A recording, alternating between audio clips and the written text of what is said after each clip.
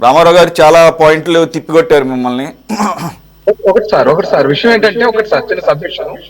చంద్రబాబు నాయుడు గారు ఈ అంశాన్ని 2 జీవోలు రద్దు చేస్తానని క్రిస్టియానిటీ మీటింగ్ లో మాట్లాడటం ఏంటండి?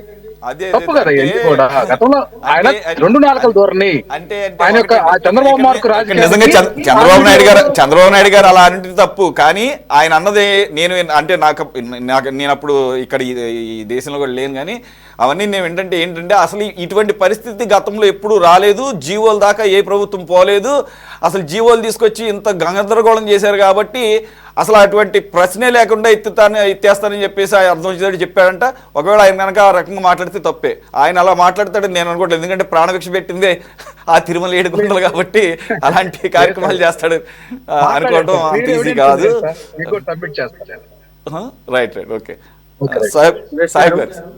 సురేష్ గారు, తమరికి ప్యానెల్ లో ఉన్నటువంటి మిత్రులకు, అలాగే సిటీ 24x7 వీక్షకులందరూ కూడా నమస్కారం అండి.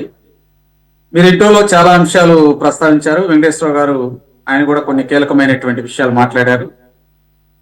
వాస్తవంగా సుబ్రహ్మణ్య స్వామి అనేటువంటి వ్యక్తి ఏంటంటే అవకాశం వచ్చినప్పుడల్లా వైకాపా పార్టీకి సపోర్ట్ ఇష్టం.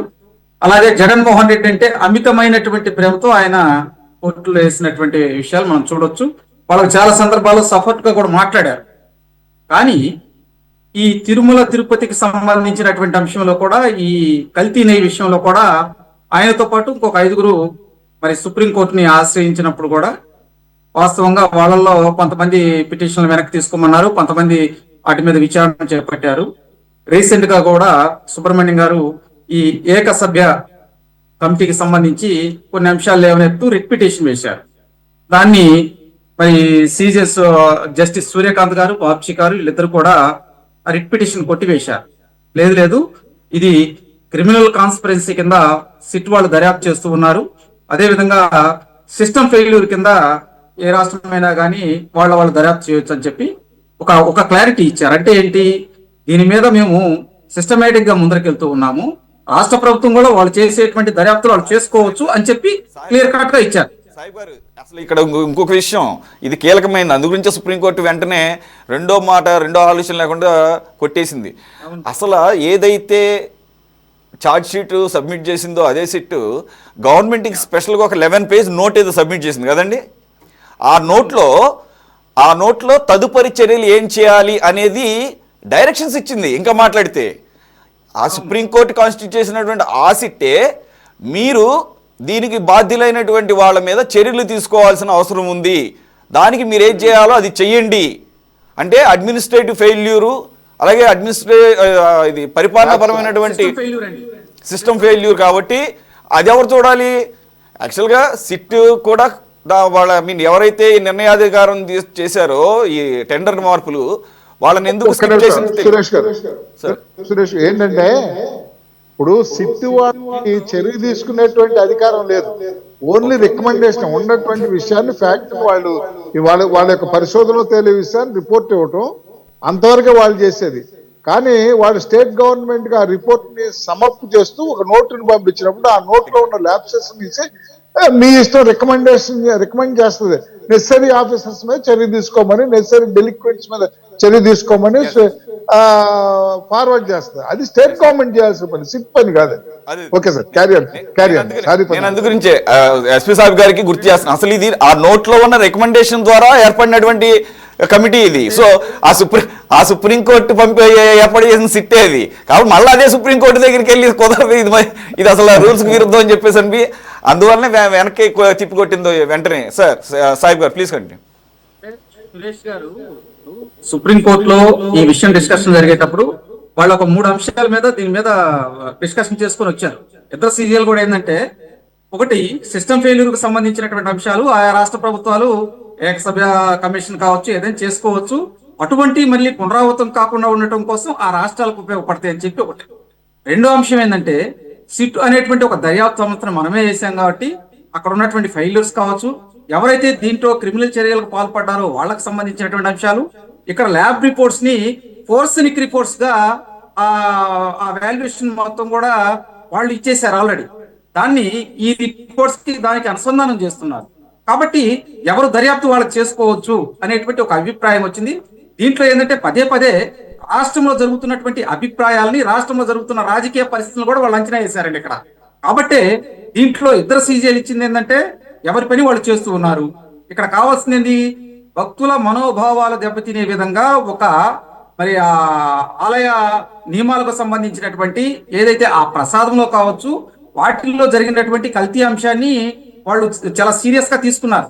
సెక్షన్ 295 ప్రకారం, 290A ప్రకారం ఇది భక్తుల మనోభావాలకు సంబంధించిన అంశమే కాదు, ఇది ఒక గొప్ప చర్యగా తీసుకోవాలి, అంటే హిందూ ధార్మిక చట్టం ప్రకారం కూడా అని చెప్పి దీంట్లో మెన్షన్ చేశారు. కాబట్టి సుబ్రహ్మణ్య స్వామి లాంటి వ్యక్తికి తెలియక కాదు ఇక్కడ వేసింది, ఏదో ఒక విధంగా దాన్ని అడ్డుకోవాలి, చేయాలి. ఎందుకంటే ఇక్కడ ఎన్డీటీబీ రిపోర్ట్ల ఆధారంగా చంద్రబాబు నాయుడు గారు మాట్లాడారు. చంద్రబాబు నాయుడు గారు మాట్లాడిన రెండు అంశాలు అక్కడ ఎస్ వాల్యూ ప్రకారం వచ్చినటువంటి ఆ నెయ్యి స్వచ్ఛతకు సంబంధించినటువంటి అంశం. రెండో అంశం ఏంటంటే దాంట్లో మరి వృక్ష సంబంధిత అవశేషాలు, అదేవిధంగా జంతు అవశేషాలు ఉన్నాయి అని చెప్పి దానిలో మెన్షన్ చేసిందే చెప్పారు అనేది కూడా ధర్మాసనం దగ్గరికి వెళ్ళిన విషయం. దీని మీద వాళ్ళు డిస్కషన్ చేస్తూ కూడా ఏంటంటే ఈ ఎన్డీడీబీ ఇచ్చినటువంటి రిపోర్ట్ ఆధారంగా, ఈ కాఫ్ ఇచ్చినటువంటి ఆ సర్టిఫికెట్స్ ఆధారంగా దాన్ని బేరీజు వేస్తూ ఎఫ్ఎస్ఎస్ఏ అధికారిని ఒక అతను నియమించారండి సిట్ లో.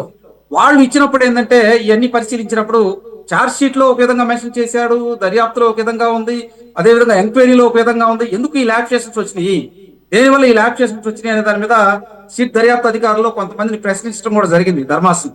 కాబట్టి ఈ విషయాన్ని ఏంటంటే క్లియర్ కట్ గా ముందరకు తీసుకెళ్ళటానికి, దీనిలో ఉన్నటువంటి విషయాలు బయటికి తీసుకురావటానికి నేను చిన్న ఎగ్జాంపుల్ చెబుతానండి. ఒక ఇంట్లో దొంగతనం జరిగినప్పుడు పోలీసులు వస్తారు, పోలీసులు వచ్చి వివరాలు సేకరిస్తారు, అక్కడ ఫుట్ ప్రింట్స్ తీసుకుంటారు, పోలీస్ ప్రింట్స్ తీసుకుంటారు, ఇంకేమైనా ఆధారాలు తీసుకుంటారు. కానీ ఇంట్లో ఉన్న యజమాని ఇంట్లో వాళ్ళని అడుగుతారు, మీరు తాళం సరిగా వేసారా, లేదా ఇంకేమైనా పొరపాట్లు జరిగినాయా, దొంగలు రావడానికి ఉన్నటువంటి అవకాశాలు ఏమండి, ఇవన్నీ. నేను ఇక్కడ ఎందుకు చెబుతున్నానంటే సిట్ అనేది పోలీస్ వ్యవస్థ అయితే, ఇక్కడ ఏదైతే రాష్ట్రానికి సంబంధించినటువంటి ఏకసభ్య కమిషన్ అనేది ఆ ఇంటి యజమానికి సంబంధించి, ఇది ఈజీగా అర్థం చేసుకోవడానికి నేను చెప్పా. ఎందుకంటే అడ్వకేట్ వెంకటేశ్వరరావు గారు కూడా ఉన్నారు. ఇటువంటి అంశాలు వచ్చినప్పుడు ఏంటంటే రాష్ట్రాలకి పూర్తి స్వేచ్ఛ ఉండిద్దండి. రెండోసారి ఆ తప్పు జరగకూడదు. అక్కడ ఏంటంటే అధికారులు ఎవరు ఇన్వాల్వ్మెంట్ అయ్యారు, సిట్ దర్యాప్తు అధికారులు చేస్తుంది ఏంటి, ఎవరెవరు దీంట్లో కుట్రపూరితంగా దాగి ఉన్నారు, వాళ్ళు ఎక్కడ ఇన్వెస్ట్మెంట్ చేశారు, అదేవిధంగా దీంట్లో 250 కోట్లు చేతులు మారినాయి, 250 కోట్లు దొబ్బేశారనేటువంటి ఒక అంశం. దీంతో పాటు ఎన్డీటీబీ ఇచ్చినటువంటి రిపోర్ట్స్ కావచ్చు, కాఫ్ ఇచ్చినటువంటి రిపోర్ట్స్ కావచ్చు, ఎఫ్ఎస్ఎస్ఏ ఇచ్చినటువంటి రిపోర్ట్స్ కావచ్చు, వీటన్నిటికి సంబంధించినటువంటి ఫోరెన్సిక్ ఇన్వెస్టిగేషన్ చేస్తూ ఉన్నారు. ఇది ఆషామాషి కేసు ఏం కాదండి. అసలు ఏమీ లేదంటే సుప్రీంకోర్టు మళ్ళీ ఎందుకు సిట్ వాళ్ళని మీరు ప్రొసీడ్ అవ్వమనేది? ఇక్కడ కీలకమైన పాయింట్. ఇప్పుడు వైకాపా ప్రతినిధి అంటున్నాడు రామారావు గారు, అసలు ఏం లేదండి, చట్టాలు, న్యాయాలు, ధర్మాలు అని చెప్పి చిలక పలుకులు పలుకుతూ ఉన్నారు కదా. మీరు అధికారంలో ఉన్నటువంటి 5 సంవత్సరాలు ఈ చట్టాలు, న్యాయాలు, ధర్మాలు, సామాన్యుడికి సంబంధించినటువంటి ఇందాక మీరు చెప్పారు స్వేచ్ఛ, మేము ఏదైనా మాట్లాడవచ్చు, ఒక సెక్షన్ కి ఒక శిక్ష పడాలి, ఇవన్నీ అప్పుడు గుర్తులేవా? ఒక అంశం చేసేటప్పుడు ఏంటంటే ఇక్కడ ఉన్నటువంటి మతపరమైనటువంటి విషయాలతో కూడుకున్నటువంటి అంశాలు చాలా క్లియర్ కట్ గా ఉంటాయండి. అది మత విశ్వాసాలే కాదండి, ఒక కులానికి, ఒక మతానికి సంబంధించినటువంటి అపరిమితమైనటువంటి ఇష్యూలు ఉంటాయి. దాన్ని మీరు ఒబే చేశారు. దానితో పాటు పదే పదే ఇక్కడ జరిగినటువంటి సిట్ దర్యాప్తు అధికారులు ఏంటంటే వాళ్ళు ల్యాబ్ రిపోర్ట్స్ దగ్గర నుంచి తిరుమల తిరుపతికి వచ్చినటువంటి ఆ నెయ్యి ట్యాంకర్ల కల్తీ విషయంలో కీలకమైనటువంటి వాళ్ళ రిపోర్ట్స్ దాకా, ఇన్వాయిస్ల దాకా అన్ని కూడా ఫోరెన్సిక్ ఇన్వెస్టిగేషన్ చేస్తూ ఉన్నారు. దాంట్లో దొరికింది ఏంటంటే ఏ డైరీ నుంచి ఎక్కడికి వచ్చినాయి, ఏ డైరీ వాళ్ళు ఏం చేశారు, అసలు ఆ డైరీకి నెయ్యి ఉత్పత్తి చేసేటువంటి అంశాలు ఉన్నాయా లేవా, ఇవన్నీ ఒక ఫోరెన్సిక్స్ ల్యాబ్ రిపోర్ట్స్ చేశారు. కానీ దీంట్లో ఇన్వాల్వ్మెంట్ అయిన వాళ్ళని కొంతమందిని ఎందుకు ప్రేరేపించలేదు, ఎందుకు తీసుకురాలేదు అనేటువంటి అంశం కూడా డిస్కషన్ జరిగింది. దానితో ఏంటంటే కమిషన్ వాళ్ళు కూడా కొన్ని అంశాలు లేవనెత్తారు. ఆ రిపోర్ట్స్ లో ఉన్నటువంటి వాస్తవాలు జరిగినాయి, కొన్ని ల్యాబ్ చేసిన వచ్చినాయి, ఎన్డీడీపీ రిపోర్ట్స్ ప్రకారం, ఆ ఎస్ వాల్యూ ప్రకారం, అదేవిధంగా దాంట్లో ఉన్నటువంటి కొవ్వుల గుర్తింపు విషయంలో కూడా కొన్ని రిపోర్ట్స్ లో అవకతవకలు జరిగినాయి. బట్ మేబీ వాళ్ళు దాంట్లో ఏంటంటే సిబిఐ అధికారులు విచక్షణ అధికారానికి సంబంధించినటువంటి ఒక టెక్నికల్ వర్డ్ పెడతారు. ఎందుకంటే మాకు సంబంధించి మాకు వచ్చినటువంటి రిపోర్ట్స్ ఆధారంగా కావచ్చు, మాకు వచ్చినటువంటి ఆ ఎంక్వైరీ ఆధారంగా కావచ్చు, ఇది ఫైనల్ కాదనేది ఆ రిపోర్ట్ లో ఉంది. కానీ ఇక్కడ జరుగుతుంది ఏంటంటే ఈ పదే విషయాలు జరుగుతున్నప్పుడు దీన్ని మరి వైకాపా పార్టీ వాళ్ళు దీన్ని రాజకీయం చేయటం. వాస్తవంగా ఈ తిరుమల తిరుపతి లడ్డుకు సంబంధించి నిజంగా కోర్టుల్లో ఉన్నప్పుడు ఒక స్థాయి నుంచి మాట్లాడకూడదు. ఆ సిట్లో ఏమి లేదని చెప్పి వీళ్ళే బుకాయిస్తూ ఉన్నారు. అసలు ఏం లేదు, మరి ఇంకొక డైరీని తీసుకురావడం, దీంట్లోకి ఇంకొక అంశాన్ని తీసుకురావటం ఇది కాదు కదా. సిట్ దర్యాప్తు అధికారులు ఏం మాట్లాడారో అది చెప్పట్లా. అసలు సిట్లో ఏం లేదు, కల్తీ జరగలేదు అంటున్నారు. అసలు వీళ్ళు నెయ్యే వాడినప్పుడు కల్తీ జరగలేదనే మాట కాదు కదా ఇక్కడ కావాల్సింది. నెయ్యే వాడాల ఒక కంక్లూజన్కి వచ్చారు. కాబట్టి ఇది ఏంటంటే సుప్రీంకోర్టు చాలా సీరియస్ గా తీసుకొని దీని మీద పదే పదే అంశాలు లేవనెత్తుతూ, దీంతో కూడా ఏంటంటే ఈ కోట్లాది మంది భక్తుల మనోభావాలతో వైకాపా పార్టీ ఆ రోజు ఉన్నటువంటి ప్రభుత్వం ఆడుకుంది అనేటువంటి ఒక బలమైనటువంటి నిర్ణయానికి సుప్రీంకోర్టు వాళ్ళు వచ్చారు. దీనికి మీద వచ్చిన తర్వాత ఇప్పుడు కార్యనిర్వాహక వ్యవస్థ ఎగ్జిక్యూటివ్ తన పరిధిలో తన అంశాలని ఏదైనా సరిదిద్దుకోవటానికి కానీ లేదా కమిటీ వేసుకోవటానికి కానీ ఒక వెసులుబాటు ఇవ్వచ్చు, అది తప్పేం కాదు అని చెప్పి సుప్రీంకోర్టు తన అభిప్రాయాన్ని వ్యక్తం చేస్తూ సిట్టు దర్యాప్తు అధికారులు మీ పని మీరు చేసుకోండి, దాంతో పాటు ఇక్కడ ఉన్నటువంటి ఏకసభ్య కమిషన్ మీ పని మీరు చేసుకొని ఆ రిపోర్ట్స్ కూడా పరిగణలోకి తీసుకోవచ్చు అనేటువంటి ఒక అంచనాకు వచ్చారు. అంటే ప్రభుత్వం వేసిన కమిటీ నివేదిక ఇది బహిర్గతం అయినప్పుడు ఏంటంటే భవిష్యత్తులో టీటీడీ లాంటి సంస్థల్లో ఇటువంటి తప్పులు జరగకుండా చూసుకోవటానికి ఆయా రాష్ట్ర ప్రభుత్వాలకు ఒక ఖచ్చితమైనటువంటి రిపోర్ట్స్ వస్తాయి. కాబట్టి ఇక్కడ భక్తుల మనోభావాలే కాదండి, ల్యాబ్ రిపోర్ట్స్ పరిగణలోకి తీసుకోవాలి. దాంతో లాజికల్ గా మనం ఆలోచించినప్పుడు ఏంటంటే అసలు నెయ్యే వాడకుండా అక్కడ పవిత్రమైనటువంటి ఆ ప్రసాదాన్ని తయారు చేశారు అనేటువంటి వ్యవహారం సిట్ వాళ్ళే చెప్పారు. అయినప్పటికీ జగన్మోహన్ రెడ్డి గారు ఏదైతే మాట్లాడారో ఆ మాట్లాడినటువంటి పదాలని ఓటంకిస్తూ వాటినే సమర్థించుకోవడానికి వైకాపా పార్టీ నాయకులు ప్రెస్ మీట్లు పెట్టి ఇదే ఇష్యూ చేస్తూ ఉన్నారు. ఏంటంటే నేను అనేది ఏంటంటే తప్పు జరిగిందని వాళ్ళు ఒప్పుకోవట్లేదు ఈ రోజు కూడా. వైవి సుబ్బారెడ్డి గారే ఉన్నారు ప్రెస్ మీట్ లో, సురేష్ గారు చెప్పి ఆయన ఒప్పుకున్నారు. ఇవన్నీ అందరూ చూసిందే. ఆయన ఢిల్లీలో పార్లమెంట్ సెషన్ జరుగుతున్న సందర్భంలో ఇంగ్లీష్ మీడియాతో మాట్లాడుతూ ఆయన జంతు కొవ్వు లేదు, లేకపోతే చాలా ఛాన్సెస్ చాలా తక్కువ అని చెప్పేసి సిట్ రిపోర్ట్ చెప్పింది, కానీ మిగిలిన కల్తీ అయితే జరిగిందని చెప్పేసి ఆ రిపోర్ట్ చెప్పిందని ఆయన ఒప్పుకున్నాడు. కాబట్టి వీళ్ళంత కాదన్నా కానీ కుదరదు. అక్కడ అదిగా చదువుకున్న వాళ్ళగా మన ఎదురుగా ఉంది కదా. అయితే పాయింట్ ఏంటంటే నేను అసలు మీ టీడీపీ వాళ్ళని చాలామందిని అడుగుతున్నాను, నాకు ఒక క్లారిటీ ఇవ్వండి.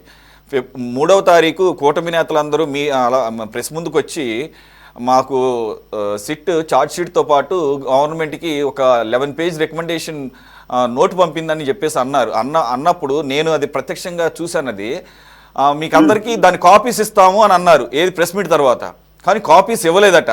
అంటే నిర్ణయం మార్చుకున్నారా, నోట్ ఇవ్వటం అనేది కరెక్ట్ కాదని చెప్పేసి ఇంకా సుప్రీంకోర్టుకి సీల్డ్ కవర్లో వెళ్లాల్సిన టైం ఉంది, అలాగే సుప్రీంకోర్టు దాని మీద స్పందించాల్సిన ఇది ఉంది, కాబట్టి ఇది సీక్రెట్గానే ఉంచాలని చెప్పేసి నిర్ణయం మార్చుకున్నారా, లేదంటే కనుక అవకాశం ఉంటే కనుక ఆ నోటు పబ్లిక్ డొమైన్లో అది కూడా పెడితే ఇంకాస్త క్లారిటీ. అంటే ఈ 219 పేజీల ఛార్జ్ షీట్ అలాగే కొన్ని అనెక్స్చర్స్తో పాటు కొన్ని 100 పేజీల అనెక్స్చర్స్తో పాటు ఈ 11 పేజ్ అబ్స్ట్రాక్ట్ ఉంది, ఏదైతే ఈ రికమెండేషన్స్ వీరి మీద చర్యలు తీసుకోవాలని చెప్పేసి గవర్నమెంట్కి ఎక్స్క్లూజివ్గా సిట్ ఇచ్చినటువంటి ఆ రిపోర్టు కూడా బయట పెడితే ఏమవుతుందంటే ఇది సొంతంగా వేసినటువంటి వీళ్ళ నిర్ణయం కాదు, కమిషను కూటమి ప్రభుత్వం వేసిందని ప్రజలకు కూడా ఒక క్లారిటీ వస్తుంది కదా. కాబట్టి ఒకసారి మీరు కనుక్కోండి.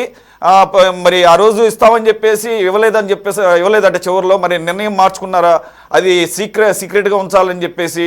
తర్వాత రెండో పాయింట్ ఏంటంటే ఈ నేను అనుకుంటా ఆ నోట్లో ఇవన్నీ ఉన్న దాని ప్రకారంగానే ఈ చర్యలు తీసుకుంటున్నట్టున్నారు. ఈరోజు వస్తున్న కథనాలు ఏంటంటే తిరుమలలో కూడా స్వర్ణ దేవాలయం తాలూకు చట్టాన్ని, అంటే స్వర్ణ దేవాలయంకి సంబంధించి సిక్కులది అమృత్సర్లో ఎలాంటి అయితే ఎంత కఠినంగా ఉంటుందో అటువంటి చట్టాన్ని ఇక్కడ కూడా తీసుకురావాలి అని చెప్పేసి ఒక ఆలోచన చేస్తున్నారట.